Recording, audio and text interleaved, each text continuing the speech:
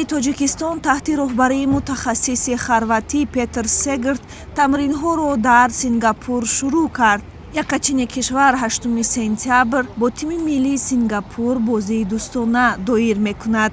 ҳайати мунтахаби кишвар барои ин рақобат аз 19 бозигар, 2 дарвозабон, 6 ҳимоятгар, 7 ним ҳимоятгар ва 4 ҳамлагар иборат мебошад.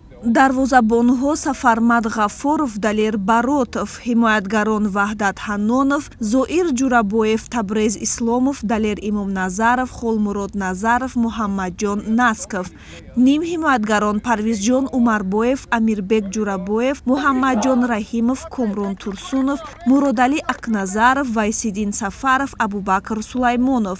ҳамлагарон Амирҷон Сафаров, Нуриддин Ҳамроқулов, Муҳаммадали Азизбоев ва Масрур Ғафуров ба тими миллӣ даъват шуданд.